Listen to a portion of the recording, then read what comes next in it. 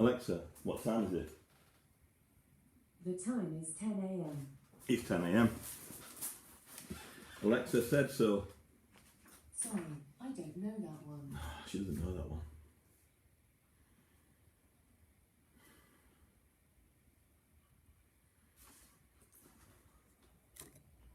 Hi, Ben.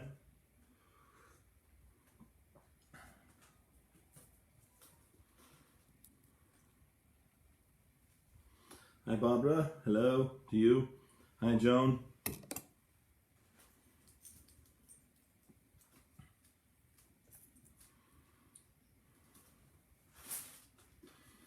Hi, Janine.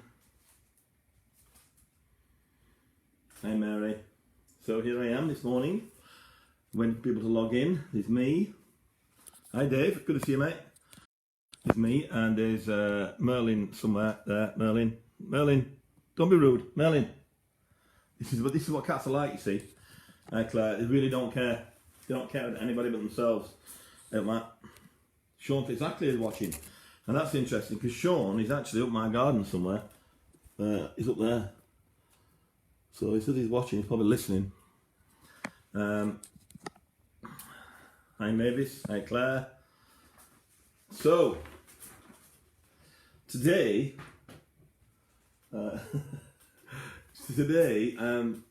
I have a great mug here.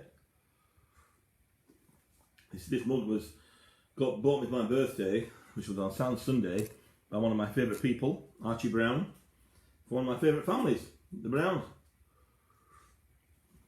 That's surely a band name, Archie Brown and the Browns, maybe, I don't know. Anyway, thanks Archie, brilliant mug, love it. As you know, hey Rosie, as you know, as you were talking about, we're going through the book of Proverbs at the moment, and it's an interesting one, Proverbs, because it's like, well, what am I supposed to add? What words of wisdom am I supposed to add to one of the words from theoretically the wisest man that ever lived? So it's not like I've got like this batch of wisdom that I can sort of like reel out. However, I'm going to expand on some bits and bobs from this particular chapter. I'm not going to read all the chapter. I'm going to read half the chapter. So this is warnings against folly, it says.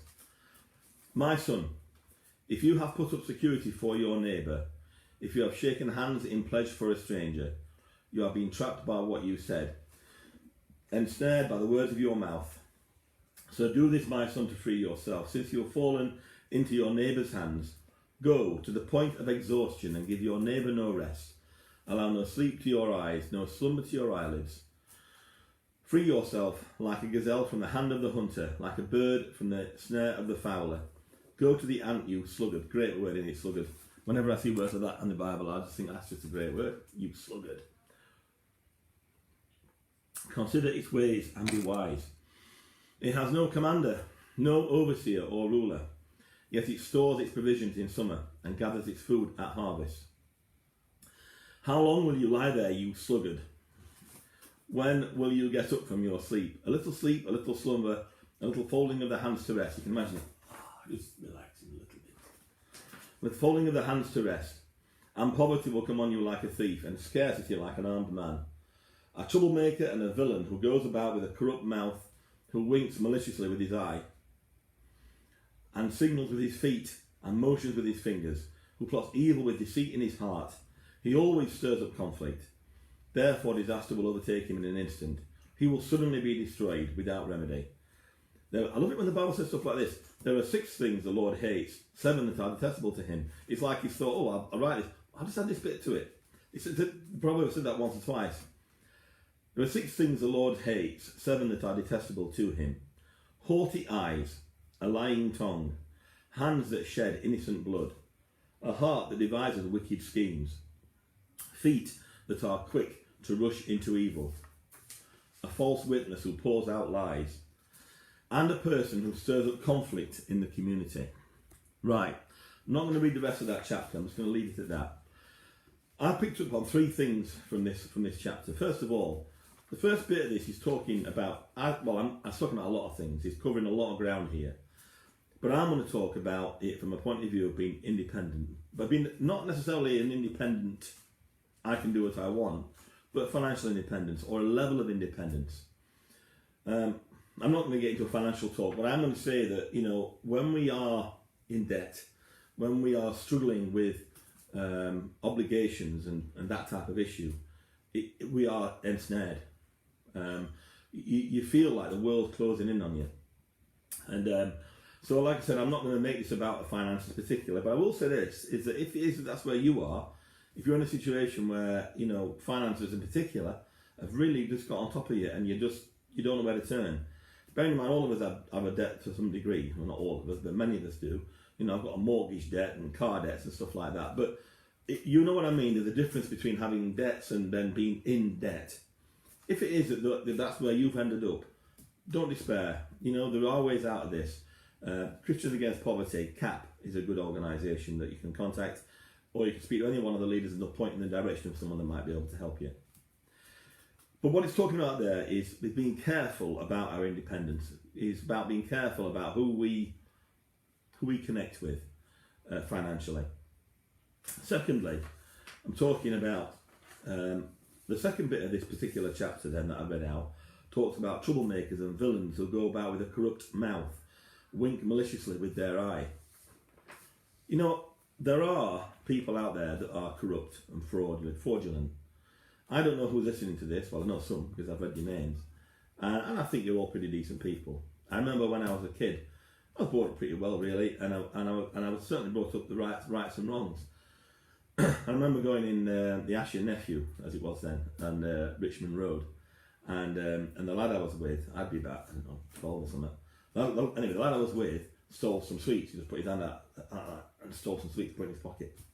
And I was pretty naive, and I was horrified. I remember coming outside, and I don't remember if we had a row about it or not. I can't remember if I was that righteous. But I certainly wasn't happy.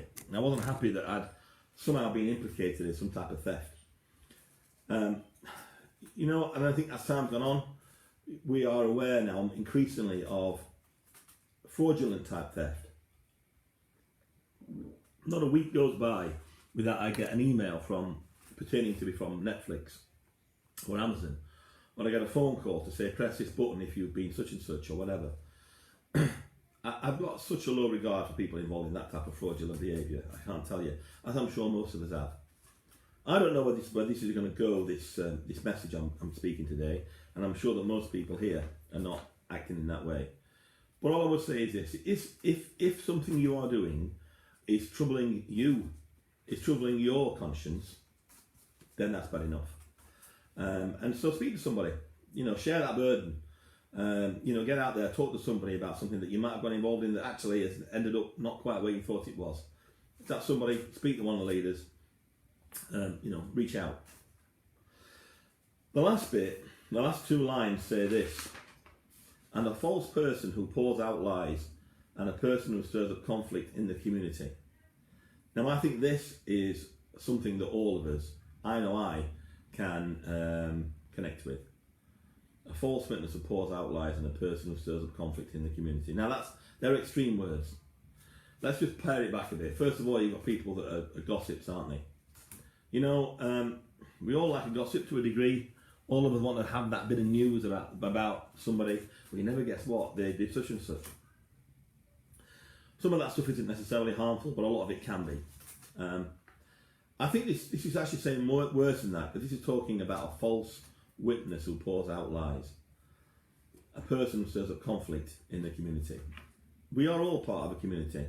The church that we are part of has a slightly different community over these last 4 or 5 months, because we've been in this lockdown thing and we've not been able to see each other face to face. But we are still in community. Of course, we live in a community. I live on my road. I work for a business, or if I don't work for somebody, then I'm involved in other clubs or organisations. We are part of community, wherever we live. Over the years, I've been in some type of leadership at church or at work for quite a lot of years. And, there is sometimes somebody in that community that's a real pain in the neck. You do get that person, and you think, I don't know what to do with this person, because I can't connect with them. They don't want to connect with me. They want to just be a pain in the neck. They actually want to be a trouble causer. if you're that person, you've got to realise that's not the biblical way. It's not the Christian way. It's actually not the right way to live. If it is, there's a leadership issue. You know, sometimes we have problems with our leadership. Over the years, I've heard some rubbish talked about, you know, how we should basically do whatever the Christian leader says, and you know, because they're the voice of God. And I don't go with that. You know, all of us are accountable, Christian leader or otherwise. But I do go with this: is that whoever is your leader, church, work, whatever it is, there is almost always little benefit in lashing out at them behind their back. I just don't think it's a positive move at all. There are better ways to deal with leadership conflicts. If it is you're in conflict with your leader, and whoever that is, by the way, at work or at home, so I'm not talking about church, I could be talking about anything here. If you're genuinely in conflict with your leader and you just can't work with them anymore, then you've got two choices. You know, one is you leave. Because the other alternative is you deal with your issue because they're not going anywhere. Now, if it is that issue you've got with that leader is that they are, you know, they're dodgy, then you need to be a whistleblower. You know, deal with the issue, and you need to be a whistleblower, and you need to deal with that. But if it is just the fact that you don't like their style, then the reality of the situation is, the answer is not to stir up issues in the community. That is not the answer. The answer is to be supportive and to manage the situation or leave.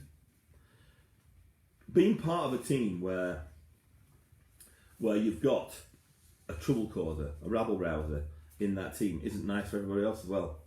I don't want it.